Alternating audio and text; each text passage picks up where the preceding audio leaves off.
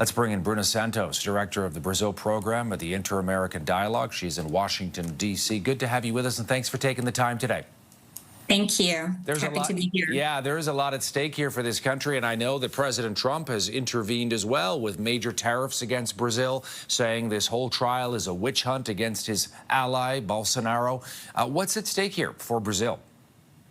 Well, this is a historic moment in Brazil's democracy. It signals institutional strength. First of all, a conviction and lengthy prison sentence is almost inevitable, but Bolsonaro's political relevance remains very high.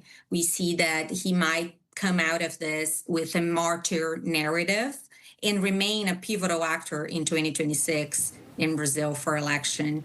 But there are discussions about a political solution underway, but the outcome of this trial is likely going to be that he's going to be sentenced with likely 30 years of prison.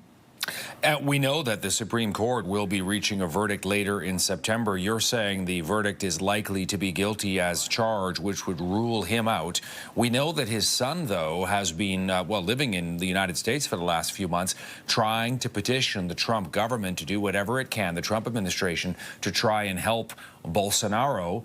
That has had an inverse effect where it has actually helped the current president of Brazil, Lula da Silva, who was dealing with popularity issues and now being seen as somebody standing up to Trump, similar to what happened here in Canada in our election a couple months ago, where, you know, we saw a Liberal Party that had been elected numerous times way behind in the polls, and because they stood up the leader to Trump or was seen as that, they ended up being reelected. So it's interesting to see the Trump factor here and how it's playing out in Brazil right now.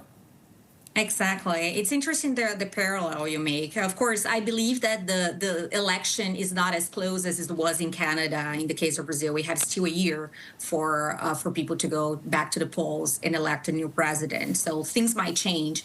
But as of now, the popularity of Lula is increasing.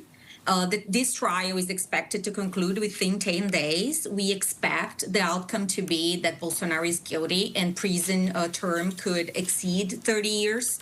The defense tactics is basically to delay the proceedings. That is unlikely to succeed. So, yeah, this is a consequential moment for Brazil's democracy. We know that the Trump administration has been targeting, the lead prosecutor in this and has been putting a lot of economic pressure. What effect is that having, do you think, Bruna, on the political situation in Brazil?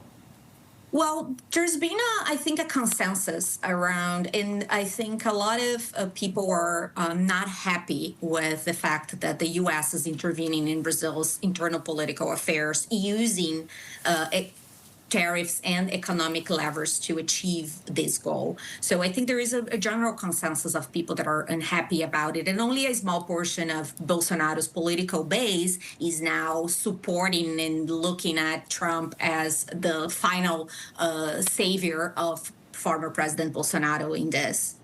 What happens to Bolsonaro if, in fact, he is found guilty? You mentioned 30 years. I mean, how would that play out? Would there be a huge firestorm? Because I know that the conservatives in Brazil are still popular, and if it isn't Bolsonaro, they may find another leader, possibly his son.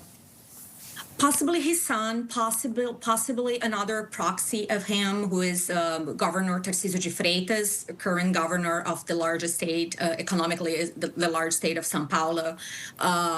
There are domestic tensions that can come up out of this. I think September 7 is, for example, Independence Day in Brazil, and is expected to bring to the streets polarized demonstrations. A government-led military parade is going to happen in Brasilia. There are pro-sovereignty rallies by the Workers' Party in major cities happening. So we might see the idea of who's going to run in 2026 changing in the next couple months. But we do believe that likely a proxy of Bolsonaro is running, along with a member of his family, either his son Eduardo or Flávio Bolsonaro. Bruna, thanks so much for taking the time for us. I'd love to get you back in a week and a half when we get a verdict. In the meantime, appreciate you coming on the program. Thank you so much for having me. Bruna Santos in Washington. She's the director of the Brazil program at the Inter-American Dialogue.